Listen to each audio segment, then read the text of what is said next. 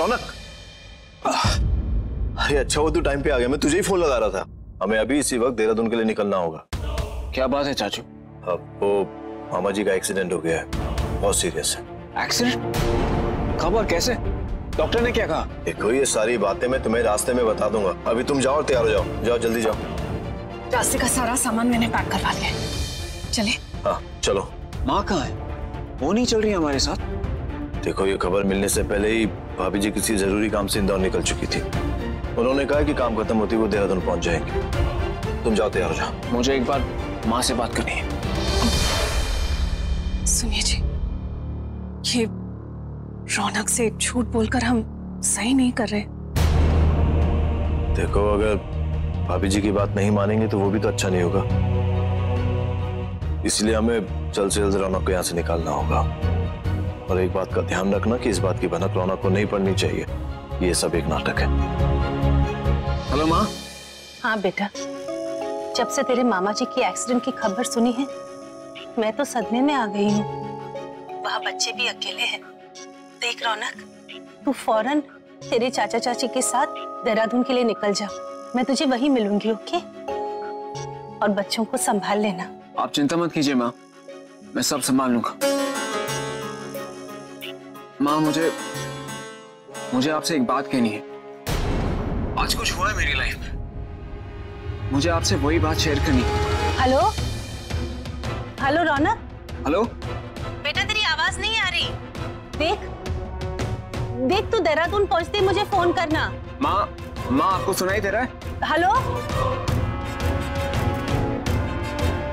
Hello माँ आपको सुनाई दे रहा है?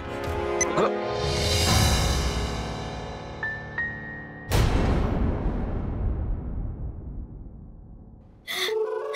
वाह जानकी। मालकिन, आपके कहने पे मैंने उस लड़के अक्षय और वो लड़की काजल दोनों को पुलिस केस में फंसा दिया। दोनों ही लॉकअप में। मगर सुना है कि यहाँ एक बड़े साहब आने वाले हैं, बहुत ही ईमानदार है। ये सामने आपकी चाल खुल ना जाए। ज्ञान कहीं और बांटना।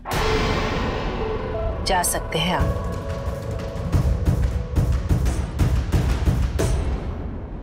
तटपुंजी संगठन वालों को तो तूने खरीद लिया, लेकिन ईमानदार ऑफिसर और पुलिस वाले नहीं बिके तो?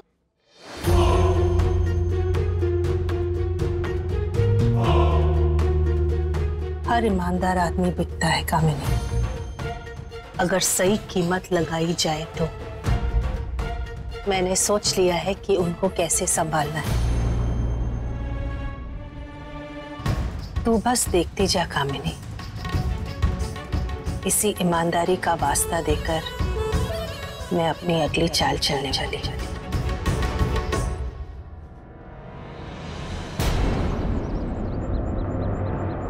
अशोक, तू घबरा मत, सब ठीक हो जाएगा। एक मुसीबत से पीछा नहीं छूटता, दूसरी पहले घर आ जाती। ये पुलिस वाले बच्चों को छोड़ेंगे कि नहीं, मुझे बहुत चिंता हो रही है। अशोक, मैं तेरी चिंता का कारण समझ सकता हूँ, लेकिन बहन जी गई है ना इंस्पेक्टर से बात करने के लिए, वो बच्चों को जरूर छुड़ा लेंगे। मुझे उन पर पूरा भरोसा है।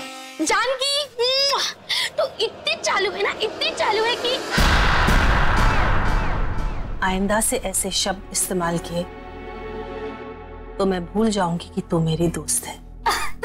मतलब कि इतनी चालाक, इंटेलिजेंट, इतनी इंटेलिजेंट है कि मैं तेरी बड़ी वाली फैन हूँ।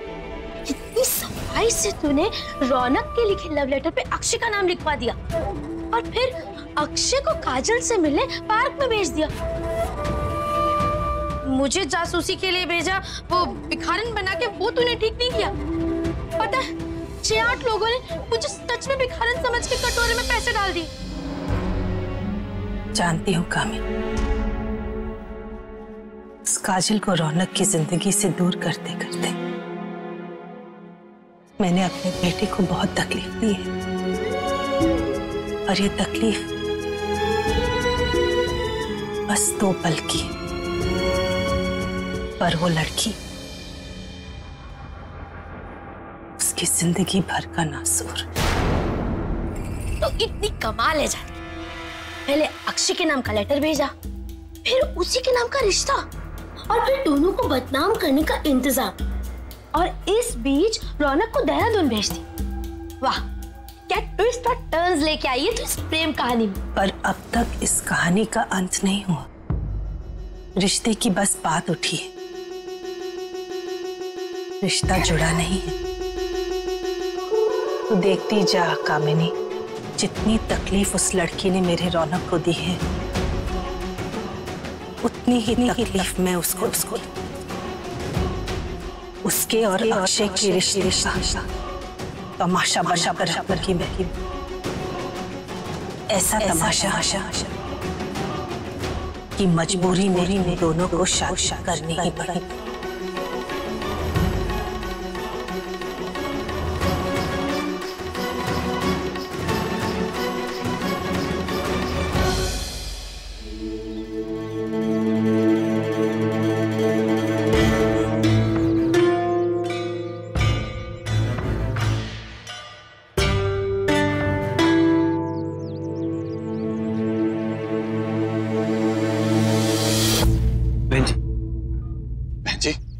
कछु बात बनी क्या? वो हमारे बच्चों को छोड़ देंगे ना?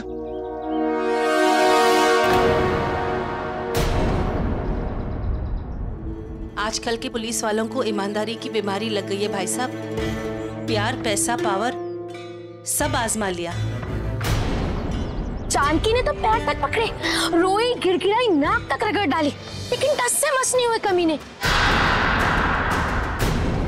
है ना जानकी?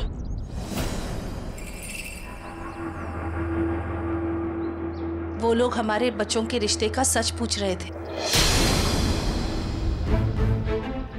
अक्षय के संस्कार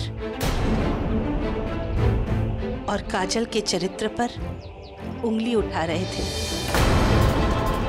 हमसे बर्दाश्त नहीं हुआ भाई साहब, और हमने कह दिया कि काजल अक्षय की मंगेतर। पर न जाने कौन सा पत्थर चाट लिया है इन खाकी वर्दी वालों ने। दिल भी पत्थर, दिमाग भी पत्थर बन गया इनका। कह रहे थे कि बड़ा ऑफिसर आने के पहले सगाई का कोई सबूत चाहिए उनको। बहन जी, जब बच्चों की सगाई हुई नहीं है तो सबूत किस बात का? ये बात तब हमारे दिमाग में आई नहीं भाई साहब। सिर्फ दो परिवारों की इज्जत सामने आई, और जो सही लगा वही कह दिया हमने। लेकिन जरूरत क्या थी पार्क में जाके गुटरगू करने की? कहीं और चले जाते। अरे अब होगी उन दोनों के बीच की बात, तू भी ना कामिनी।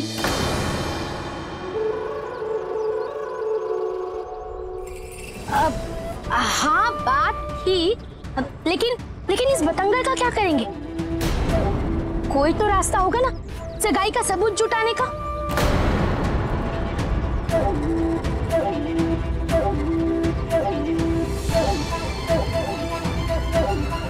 एक रास्ता है।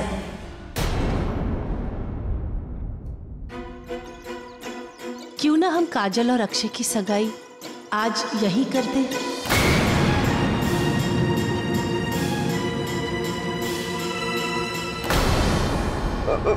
बहन जी, बच्चों की सगाई यहाँ पुलिस स्टेशन में?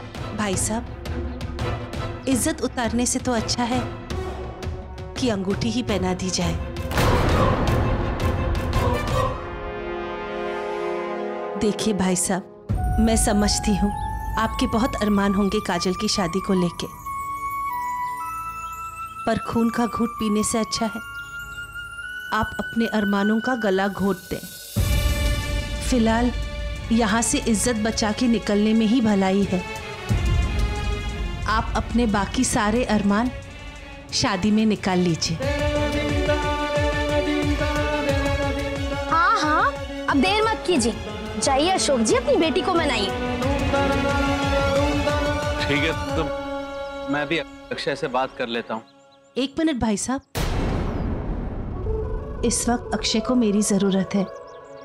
माँ हूँ, मेरे सामने वो अपना सारा दर्द बांट पाएगा, वरना आपको देखकर डर गया और इस रिश्ते से मुकर गया तो नाक कट जाएगी हमारी।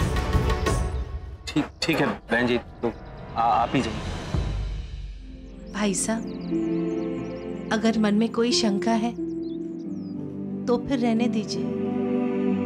फिर एक बार यहाँ का बड़ा ऑफिसर आ जाए तो यहाँ सगाई की शहनाई नहीं, इज्जत का तंबूरा बजेगा। सोच लीजिए आपको क्या करना है।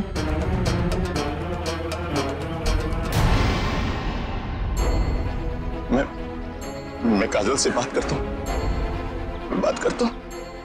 काजल से बात करता हूँ।